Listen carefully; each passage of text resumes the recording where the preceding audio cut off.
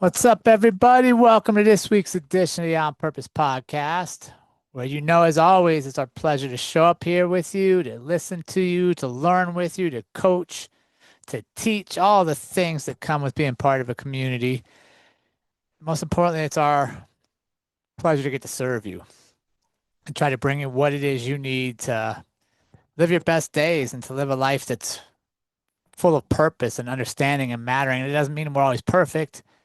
Doesn't mean we won't have downfalls and we're not works in progress. It just means that we're disciplined enough to see the good in what's going on around us. We're trained enough to catch ourselves when we're in our lows, to regroup, to feel while we're there, not to deny it, but also not to allow ourselves to stay there forever. To realize that at the end of every thunderstorm is usually a rainbow, right? And our job is to get to those rainbows. So I want to thank you for being here. And this week I'm excited to dive back into the world of trail running a little bit. That's been kind of a big focus of mine.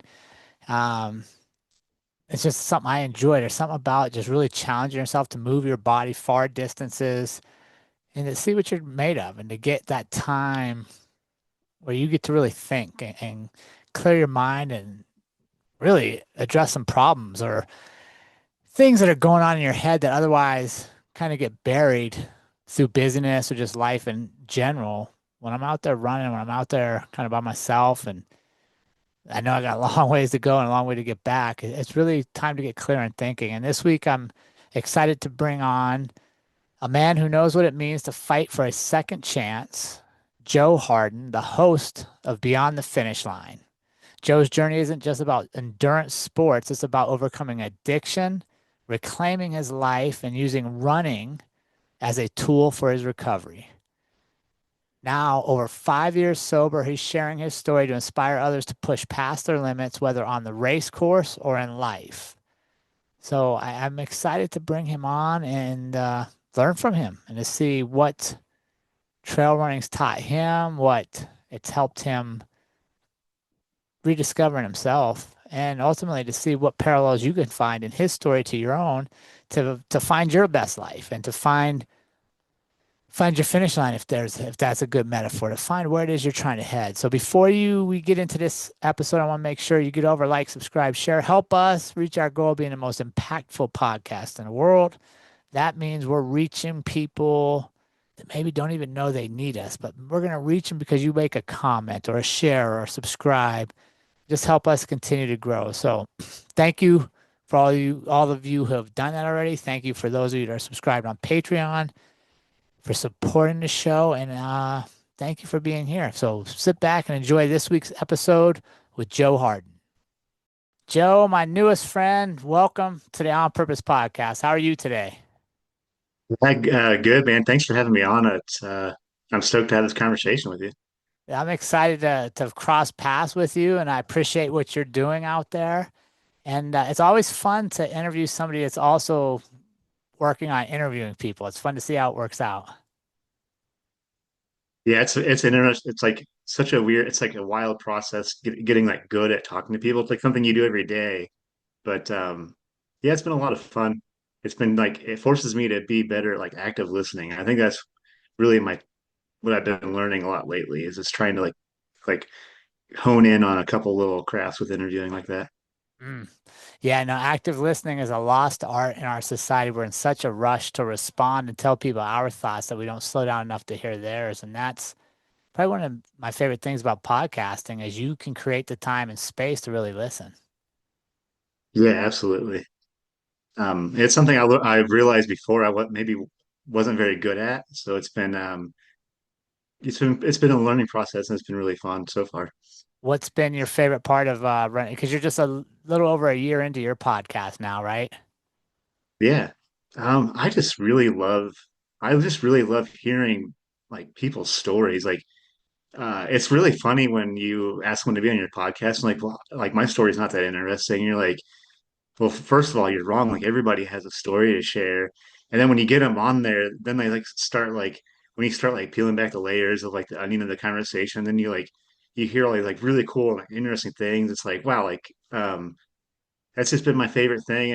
And something that I've learned is I feel like each interview I learn like a little bit of something from everybody. Mm. So it's like I feel like every episode I've done, I carry one little nugget from every episode I've done. And like the ongoing like friendships that I've had with most of my guests, it's been really fun. Like keeping so you're great, like you're growing like this great network of people, and it's just I just love hearing people's stories. Yeah. And I think there's something powerful in helping people understand the value in their own story. Because, like you said, so many people think their story isn't relevant because they're not a celebrity or they're not this status or that status. And everybody's story has weight. We just got to be able to share them. Yeah, yeah, absolutely. And that's how I felt before, ever before I even shared my first story. Like nobody wants to hear this. And that's been such a huge help in like where I'm at now with being able to share my own story. It's just been really cool to like kind of be on the other side of the table, so to speak, and reciprocate that for other people. Yeah, I love it. All right, Joe, before we get into your story, I got to warm you up. Like, we Yeah, can't just jump in and head out for like a 200 miler today. We got to warm up, buddy. You ready to get warmed up? yeah, I'm ready. All right, here we go, Joe. What's the best one word description of your life? One word. Funny, I that's a similar question. I think it still holds true today, is gratitude. Like that's huge for me. That word is, at the helm of about every decision that I make is just being grateful. We get to do these things we're doing. Yeah. No, I like that. And we get to, right? We don't have to do most of what we do. We get to. It's an active choice we make. Yeah, absolutely. Yeah, so yeah, gratitude. I've been trying to keep that word like forward, like this is why. Like I'm just really grateful to get to be able to, run miles or talk with, great people like yourself. It's been so I'd say that's my keyword lately. I love it. All right. What's a favorite quote that you live by? Well, I'm probably gonna butcher this, but Henry David Thoreau. Oh, dang it. You're gonna get me on this one. Ah, help me out here. It's something to the effect that we're all quietly living like how does that work? How does that go? We're all quietly living lives of desperation. So to me, I always Mm, just kind of think about that and try to live like each day with like a sense of purpose, and try to live it to like the fullest. And I know I butchered that quote, but it always kind of hits home whenever I hear it. I've heard Rich Roll say that yeah. quote a few times. It's always kind of got me. So, That's a good one. All right. If you had a theme song to your life, Joe, what's your theme song? whew, um, lately it's for those about to rock. Whenever I want to get fired up, that's kind of my AC/DC. That's been like my theme song. What are you getting fired up for? What are you turning that song on for? What kind of activities? Usually, like, that's like a good starting line song. Like I don't Mm. really like get heavy into listening to music while I'm like racing, but that's like a pre-race like get fired up song. Okay, I love it. What's a favorite book of yours or a current book you're reading? Either one. I love Into the Wild. Um, the movie is great, but that book is just phenomenal. Such a good one. My wife and I just finished reading that together this past winter, and then we've watched a movie. And one of our favorite things is we've been to a lot of the same places he was traveling. Oh, cool. And what a great movie soundtrack too. My goodness. Oh, That's Eddie Vedder. one of my favorite albums. Yeah. Oh, So dude, see, good. see now if you're flipping that script on me, my song right now has been the other day I did a long run to Society just on repeat from that soundtrack. Oh yeah. Society's so good. Yeah. Yeah, Right? what a great album. Oh, unbelievable. And yeah, and it's so funny because I'd watched it originally so long ago, I totally forgot about the soundtrack until we rewatched it. Yeah, it's just like fine piece of work all around. Yeah. All right. You get to have dinner with one person, Joe. They could still be with us or have passed on. Who would you have dinner with and what would you want to ask them? Oh dang. That is a fine question. Well, wow, this is a tough one. I think it'd be kind of cool to I like to talk about Henry David Thoreau. I think it'd be kind of cool to like get his take on kind of I would just ask him like, hey, what do you think about kind of like what's going on with society? And like I think it'd be kind of cool to get his take on kind of modern times. I Ooh. don't know, that'd be probably a lot of questions. So maybe not one question, but What do you think? What would you guess he would say? Any ideas? I don't know. I mean, he was pretty insightful, so maybe he wouldn't be terribly disappointed, but at least he has some good pointers like he'd certainly probably get a lot more people fired up to get outdoors, that's for sure. Mm. Yeah, well, you're doing a good job getting people wanting to be outdoors as well. That's a big part of your life. Yeah, oh yeah. So, Yeah, Joe, absolutely. you feeling warmed up, my friend? Yeah, yeah. I You feel ready warmed to up. go? Now you're ready to get some miles and we're ready to go. The knees are loose, the feet are feeling good. Hey, so I want to start off, Joe, by talking about something that one, I applaud you for sharing, and two, I kind of wanted to backdrop, and that is your decision to get sober over 5 years ago now. What kind of led you to that, and what's it been like for you in that journey? Oh yeah. Yeah, I guess I'll share my date. It's my date. I call it the date of my rebirth. So December 1st, here, the 2019, I took my last drink, and I gave up multiple vices. I also struggled like all my life with not just alcohol, but drugs, pharmaceuticals and some other stuff like that. And I did that. I struggled with those issues for most of my life up until, well, now, yeah, 5 years ago. And it was, I knew that day I was it. Kept continuing to find like a new low, and I always told myself, well, I can't get any worse than this. And I would always find some kind of way to find like a new rock bottom. And I knew, it's like cliche to say that you have like a moment of clarity because that's like you hear a lot of people say that. And I always thought that was like such a silly like idea. And then until I had my own like moment of clarity, like that day, it was very clear to me that I had run out of rock bottoms. And if I kept going the way I was going to go, I wasn't going to be around much longer for my kids and my spouse. And it was just like a clear sign. It wasn't like a physical sign. It was just like this overwhelming feeling that this is it, man. You got to change. This isn't like I just knew I couldn't live my life like that anymore. So I made my decision that day to take my last drink, do my last drug, and it has been incredible. I mean, it's just such a miracle. Honestly, it doesn't even seem some days it doesn't even seem like I'm living the same. It just doesn't even seem real. It's been so good, and it's just been such a wild ride. You know, what a what an absolute miracle it is to wake up sober every day. And there was a time, I would I would live day to day. Like I wasn't sure if I can be able to make it a day sober or an hour sober. So to now hear you say 5 years, hearing someone else say 5 years is um is just incredible. I never thought I'd ever, get a week, much less Yeah. 5 years. And it's just been that's why gratitude's so big, man. I'm just so grateful to be able to wake up sober every day. It's a miracle every day. What's been the biggest thing you learned about yourself in that journey, Joe? Goodness. Um, well, always in addiction, I was weak. I was a coward. Um, and the biggest thing I've learned is, and this is something I want to tell other people that might be on the fence about getting sober or in the early sobriety, is you're worth it. And I realized over the years of being sobriety that I'm worth this. We all deserve to be able to um, get and stay sober and live live a life that we deserve. And I guess that's been my biggest takeaway is like I deserve um, and to be sober, to be able to achieve great things. And I guess that's just kind of my advice to other people is it may not feel like it, but you're certainly worthy of it. Yeah, that's such a powerful message.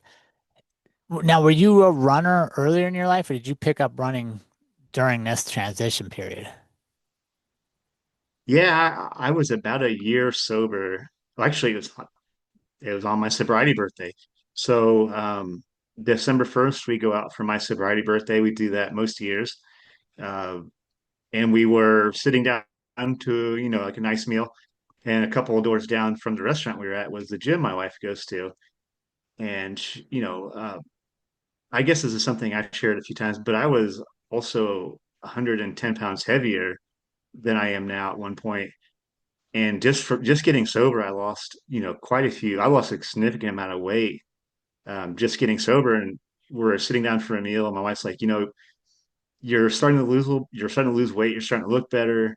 I'm sure you're feeling better, but we should get you a gym membership for your first year sobriety birthday. I was like, yeah, like that's great. So we, pop into this gym down the couple buildings down, and I got a gym membership, and I still go there weekly. I'll be there later today. It's an Anytime Fitness down the road. They've become like a family to me. Like the owner of that gym is actually like a business partner of mine in a race directing venture we've got, and that's where it began. I just went in there that following morning and got on a treadmill, and I walked for 30 minutes. Mm. And I just remember just that first walk, how great that felt, like to be able to move my body in a meaningful way, because that's something I never experienced before when I was using. And that 30-minute walk turned into, a 15-second jog, a quarter mile run.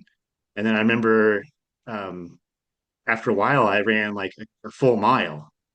And I just could not believe that I was capable of such a thing, like it's just so powerful. And I think within a couple of days of that, me and my wife came up with the idea of running our first 5K together. And it's off to the races, I guess, pun intended, ever since then. And what's been the biggest thing that running's taught you about yourself? Well, like, of course, like, the cliche thing, like, I'm capable of hard things and all that. But it's taught me, it's certainly taken away my fear of like taking on big things. And that doesn't just translate to like running distance. That translates to like everyday life. Like, the decisions I used to shy away from because I was too afraid, or I didn't want to take any chances or any risks. Um, those don't seem to bother you much anymore after you've taken half marathon, ultra marathon. So I think my biggest takeaway lately is running has taught me to take chances on myself and be able to, kind of take a leap and not be so afraid. Like I think that's been my biggest lesson lately. Is just kind of bet on yourself, take risk, take the big swings. Um, and that's kind of been lately what running's been teaching me. I love it. And you're right. If you don't bet on yourself, nobody else can bet on you, right? If you don't put yourself in the game, That's nobody else right. can be there with you. And That's right. yeah, I love your analogy about kind of being a coward when you weren't sober, because I hadn't really heard that before, but it makes sense, right? Like you're there because you're not facing a lot of the stuff you know you should face.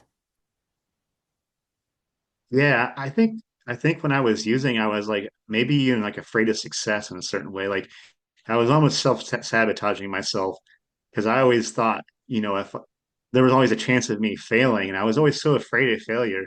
And it's funny now looking back, failure doesn't scare me whatsoever. Um, in fact, when I do fail, I actually learn my best lessons through failure. Might sound crazy to say, but I mean, you take big jumps, sometimes it doesn't always stick. And I think that's really where the work kind of begins for me sometimes. You don't always achieve what you want, but there's always like a really good silver lining in there somewhere. And I think I was always afraid of that before in like an active addiction. Mm. Yeah, absolutely right. I think you're 100% right. I think for most all of us, our greatest lessons are life in life happen when we fail at something. That's right. But you can't even fail if you don't start. That's right. Yeah, if you never show up, if you never toe the line, I mean, you're never going to achieve it. You're never going to achieve it either. But um, yeah, that's been my big lessons lately. I've taken some big chances lately and fell short, but I learned from each one of those. Yeah. Didn't you enter a super, didn't you enter a pretty long ultra here recently that I see come across social? Yeah, yeah. I'm 0 for 2 now, but I tried it again at a 100-mile distance. Okay. But I tell you, like I've been pulling some good. It's a big swing, you know. I'm still pretty relatively new into ultra running, but yeah, I'm telling you, those failures have taught me a lot about myself, though. So talk me through I've that it's last one. So which race, so you were doing a 100 miler. Which race was that? The last one was Mohican 100. It Okay. was it was tough. I trained, you know, but what a tough trail. I Yeah, it was a tough one. So what was your lesson there, right? Because that's a big swing to just jump out and be like, I'm going to go on a 100 mile run. Because now you're not only for those our non-trail running community, like not only are you running a great distance, but you got to maintain your nutrition, your food implement.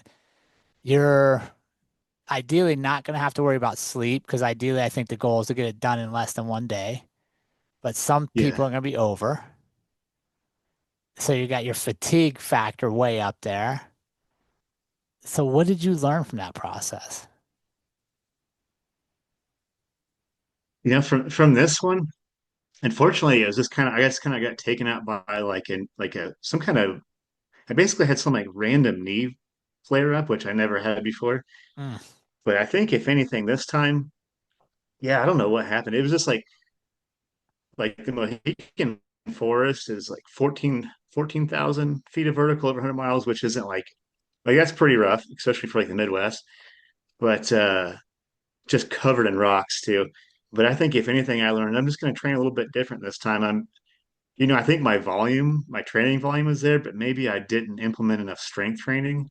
mm. So I'm going to try and add a little bit more like one leg stuff, like what they call it, like plyometrics. Yep. So I might kind of go back to the drawing board on training like that, like maybe even becoming like more specific on training.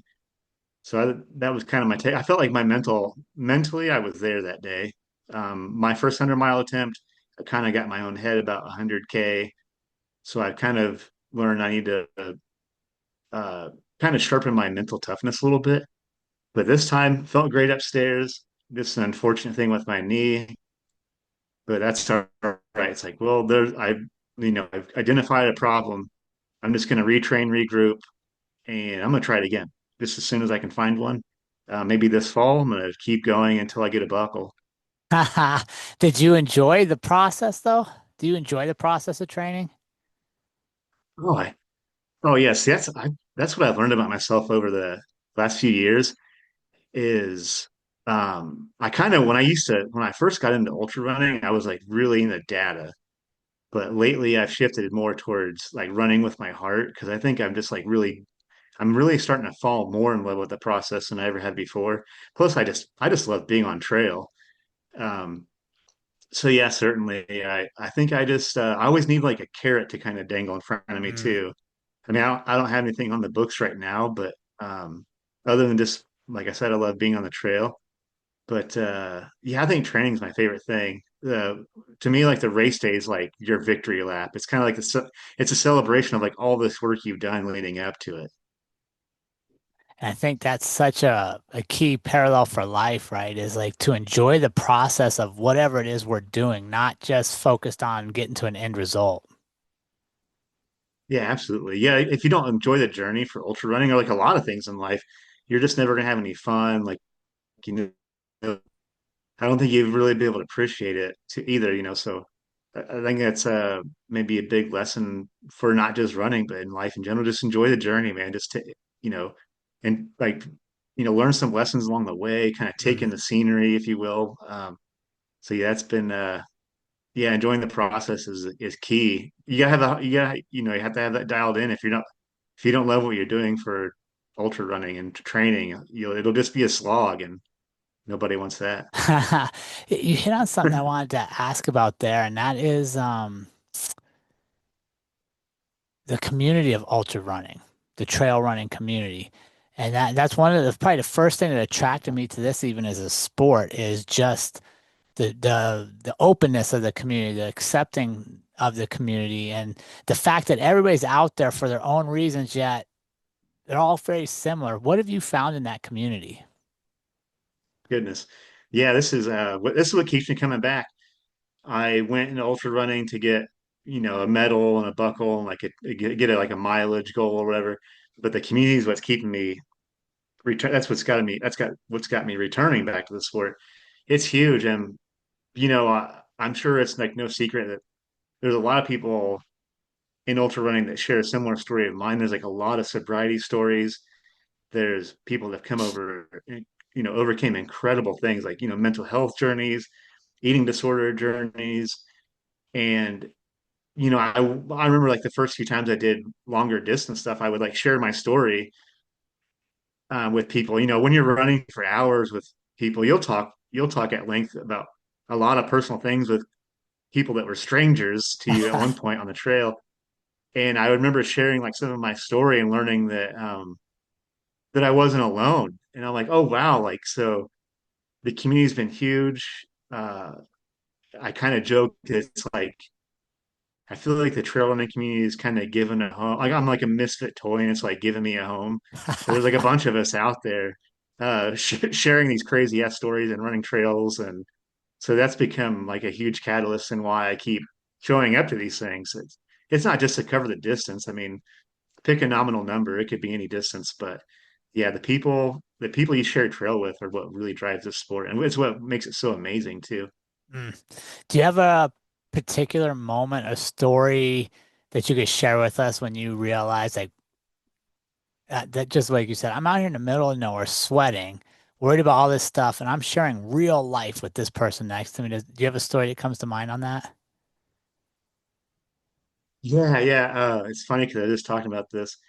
So my first 100K, I kept like leapfrogging with this guy, and and he like stubbed his toe or something, and that's what made me. I like passed him, and he stubbed his toe really hard on a rock, and I heard it. So I actually stopped and went back down. We were up on like kind of like a climb. I like went back down the climb to check on him, and I ended up running with this guy for probably like 20 or so miles. And I was like really in the well. I wasn't doing very well anyways.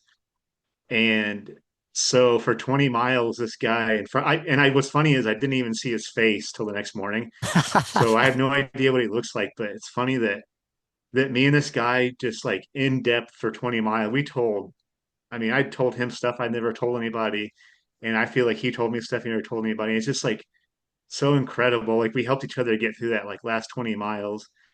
Now I know him. I met him in the daytime, and I actually still talk to this guy. But yeah, it was just cool. He was just telling me his sobriety story and weight loss story, and I just kind of ran in silence and let him tell the story. And I was just like really moved by the fact that he trusted me enough to tell me that story. And it was just like so wild that like to like have that situation happen in the middle of the night.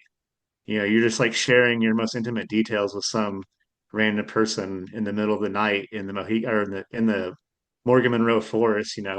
So I just always remember that story and how wild that was, and we're still friends to this day.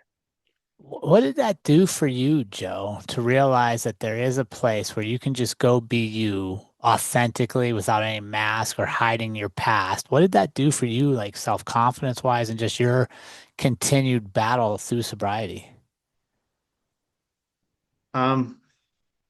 It made me feel really good that I wasn't alone in my story. Sobriety can feel really lonely. And it was just kind of relieving to know that I wasn't alone in this and that I think I'd finally found my people too. Because I never had that before in my life. I, it's like I always kind of felt like every time I try to like fit in with like a group of people before this, I always kind of felt like I was like a tourist. like I wasn't quite good enough to be with this group, or like maybe didn't quite fit in with people. Like I said, I'm like, I've got a sobriety journey. I'm like this awkward dude that never fits in anywhere, and trail running has like given me like a place. Like I feel like I belong. It's like, oh, this is the people I've been looking for like my entire life, because there's a bunch of people just like me running these crazy distances and like running through the woods and eating, pieces of pizza at 2 a.m. in the Albion Forest somewhere. So it gave me like a home. Like I said, it gave me like a place where I felt like I finally belonged. And then how's your fitness journey been since? Like obviously you're continued on it. Yeah, yeah. I'm still I'm still pretty heavy into run. I've been really honing in on weightlifting a lot because I'm also maybe older trail runner, I guess. So I've been trying to hone in on strength and like longevity. It hasn't always been linear. Something I guess that I would share is I've kind of struggled with, weight has been a off and on problem for me. Along with other addictions, eating is one of those things. And unfortunately, you can't quit eating, right? You have to keep eating or you die. So navigating that, my relationship with food is kind of always going to be ongoing. And I've just been, like I said, I've been trying to not really work on getting faster, but I want to be able to do this for as absolutely long as I can, even if I'm the back of the pack, which that doesn't matter. I mean, that's where all the fun is. Anyway, that's where you meet all the cool people is in the back of the pack, anyways. And I haven't done a race yet. But I've heard that from multiple people that the back of the pack is where the fun takes party, where the party is. Yeah, that's where the party pace, man. That's where it's at. Well, you can actually learn and understand people and get to know them a little bit. It's funny because you tune into a race or you start watching live feeds and you're drawn to the elites up front and like, oh my gosh, they are so fast. But then like the stories, like you said, the personal stories are so great at the back of the pack. The person that's doing this for a spouse that passed away or a parent or a child, whatever. And you're like, man, that's why we come to this stuff. That is right. Like some of the yeah, like you said, I've had the opportunity a couple times to watch uh to be at like a start finish line, and watching the elites like blaze through is like incredible. But also being able to like double back and go to like the golden hour at a race will move you to tears. That's like it's just so raw back there. So I really actually kind of like being. I mean, would I like to be faster? Would I like to be Jim Walmsley? Sure, whatever. But man, being back there, that's like there's good stuff happening in the back in that backpack. And I think honestly, Joe, that's where most of us will be in our lives. Like very few of us are going to be the elite, but we can all be there with somebody else that just showed up. Right, that's right. So let me kind of tie this in for you, Joe. Like you talked about hitting the well or being deep in the well and the exhaustion and stuff. When you find that in a race or a challenge you put yourself through, how do you correlate that into what you're facing in real life as well? How does that translate for you to day-to-day life?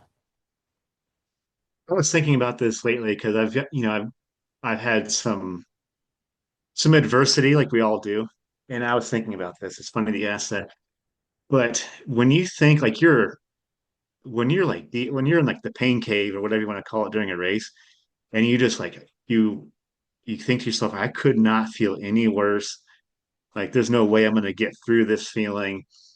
And you keep moving and keep showing up and keep pushing, and you pop out of that feeling. And when you do, you can't believe you felt as bad as you did. And I've been thinking about how that it's the same with like everyday life, right? Like you feel like you're up against it. It's never going to get any better. This is like a sobriety note, if anything, because you feel like you'll never get out of this. You're never going to be able to get through it, and then you just keep pushing, keep showing up for yourself, one foot in front of the other. It may not always be. It might be two steps forward, one step back, but I promise you're going to get through it.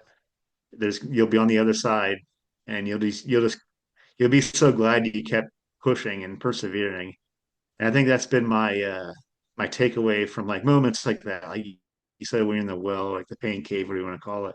You're gonna get through it, and I think that like translates perfectly to like everyday life and like the struggles, like adversities we all kind of go through. Is you're gonna get through it.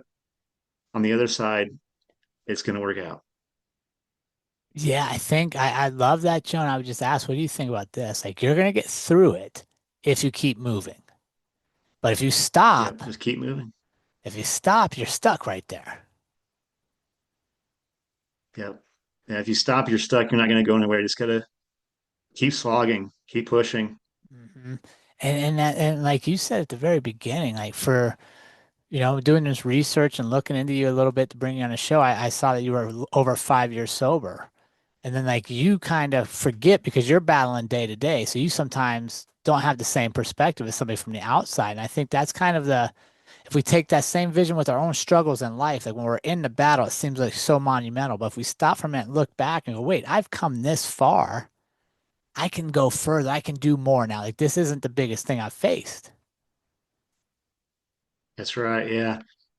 Yeah. This yeah, absolutely. I agree with that wholeheartedly. And I haven't like taken inventory of that lately, but I still have to remind myself that like, man, I've been through all this stuff. Like I can do this. Like take on a career goal, or I can sign up for another 100 miler. It may seem like impossible, but when you think about everything and like from like a perspective, going through all that, like showing up to a 100 miler is not that big of a deal when you've been through something like sobriety or whatever Mm. other struggle you can name, I guess. But yeah, absolutely. For sure. And that's one of the hacks in life, right? That's one of the tricks is to have your past successes on recall, to have the things that have challenged you and you've survived right here so that when I am faced with doubt, when I am faced with fear, when I'm not sure I can take another step forward or not another day in this life, I go, wait a second, right here. Boom, I did this in the past. This was way harder, right?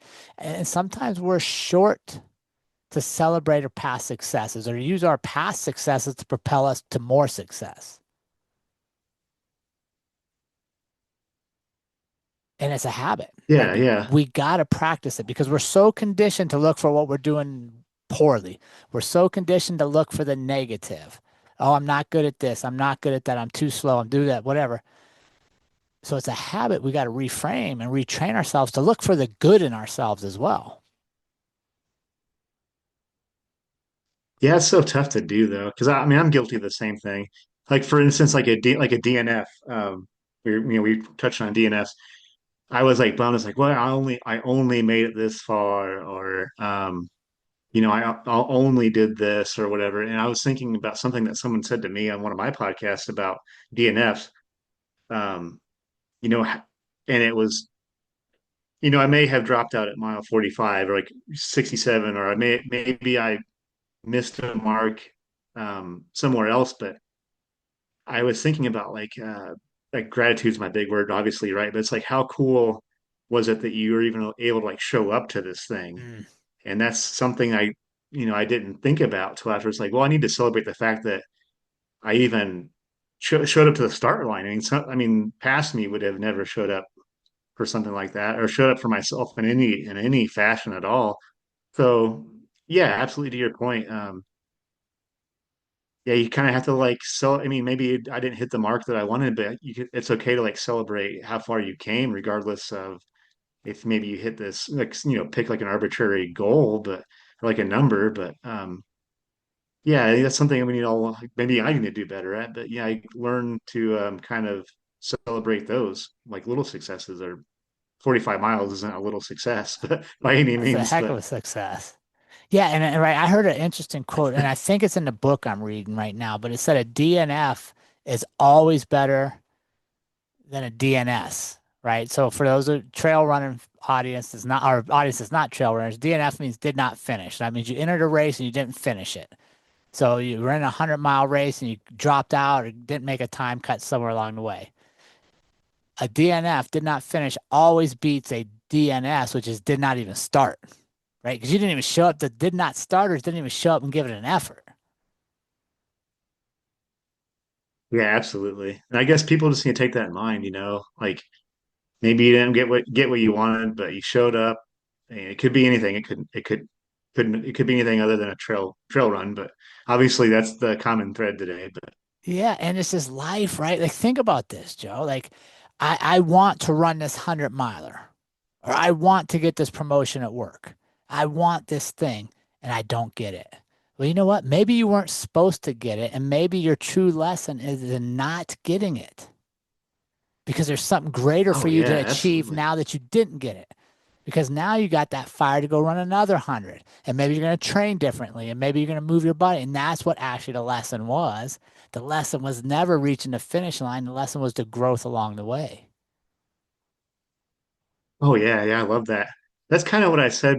Someone was asking me, but I was like, well, I'm going to retrain for this. I'm retrain and show up again because maybe I'm not done learning. Like, you didn't get, like you said, your promotion. You didn't get, whatever your goal may be, because maybe that means you still have something to learn. So, yeah, absolutely. And that's the good thing about life, right? Is we're always in process. We're always making progress if we show up, we get on the line and we go. Yeah. Oh yeah. So, Joe, I want to switch. Talk to me about when you decided to start a podcast because your podcast goes into more heavily into trail running and the athletes and the Yeah. stories there. What made you decide to start that? And what was that like? Yeah. Well, let's see, like a couple of years ago, I kind of started sharing my running journey on Instagram. And I was just kind of scrolling through Instagram and I saw Run Try Bike's Instagram page, Jason Bahumandi, Yeah. Lori and Om Gandhi. And I always kind of butcher this, but they had like a post, I'm paraphrasing it. It said something like there's a place at the starting line for everybody and everybody. And I was just like, oh, I love that. And I was like, hey, I'm everybody. And I messaged the page and I got like a response pretty quickly.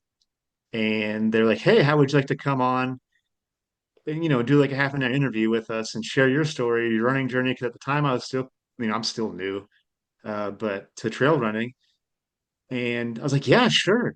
So, a couple of days later, I have an interview with Om Gandhi, who I'm great friends with now. Um, Shout out to Om. And he's like, man, this story is great. We want to publish it in our newsletter. And I was like, wow, that's cool. I always thought it was so wild that anybody wanted to hear what I had to say or like wanted to share my story. And then they came back a few days later and Ohm's just like, hey, how would you like to be the cover athlete for the January issue of our newsletter? I'm just like, wow, like I was just blown away by this. And then I think maybe I had shared with him that I write because I got a blog. I have like a blog page. I do some like journaling about my sobriety story and kind of like I talk a lot about woodworking in this blog, non-running related stuff. Sometimes I talk about things that aren't running related, believe it or not. But and Ohm and Jason invited me to write for the website, and I was like, "Wow, this is awesome!" So I really started to like be very like open and kind of vulnerable with my like running journey, my weight loss stuff, sobriety, and I actually got some like pretty positive responses back from a few people that they read like an article, like a piece that I wrote, and it resonated with them. And I wrote for them for a few months, and then I got this email from Jason. He's like, "Hey, how would you like?" We had this a concept. We would like to start a network of everyday people, like everyday athletes, and we're going to share the story of the everyday athlete. How would you like to be a podcast host? And it was like, wow, like first of all, it's terrifying, to talk. I was just scared. I was honestly scared to death. And I was like, like going back to what I said earlier, when we were talking, I was like, I'm gonna bet on myself. I'm gonna take a big risk. I'm gonna take on something that totally out of my comfort zone because that's what life and ultra running is. Like you're putting yourself in a crazy situation sometimes that you wouldn't normally be comfortable with, and that's where the growth happens. That's where like the good stuff. That's the secret sauce to growth. And I was like, I'm gonna do something wild here. I'm gonna say yes to this. So that was, a year ago, and that's how I got into podcasting. It's wild, like I said, it's such a weird thing to call yourself like a podcast host, considering how like terrified I would have been before podcasting to like do like a public speaking or like an interview like this. This is something I would never have been able to do a couple of years ago. And it has been just like such an amazing journey. The friendships I've made with Jason and Ohm and Lori and the great people of the Run Try Bike community has just, like I said, it's like I felt like it once again, I had like another home. Like there's a bunch of people like me out there, and I get to share incredible stories of everyday people. Just they're doing this sport for one thing and one thing only. It's because they love it. There's no sponsor. I mean, I've had elite athletes on my podcast. They're just as special too. You have to love it to be an elite athlete. But I love the other like 99% of the people. Like we're on the 99%. Like we're going to like a 9 to 5, and we're signing up for crazy stuff like Cocodona 250 or um, like a local 5K. I love those like everyday stories. They're towing a start line 100% because they just absolutely passionately love running. And that's just my favorite thing. Do you have a particular guest or story that stood out to you from your podcast? Because you're a little over a year into it now. Is that right? Yeah, yeah, goodness. I've had the opportunity to talk to some just like amazing people. Um, I keep thinking back. So I had my friend Doug Finglas on, who has an amazing, amazing sobriety journey. We actually ran recently. We've been friends off and on for years, not off and on. We've been friends for years, kind of virtually on the internet. And I actually met him in Rhode Island, and we ran most of the way across Rhode Island together. And I had him on my podcast after that. His story just really resonated.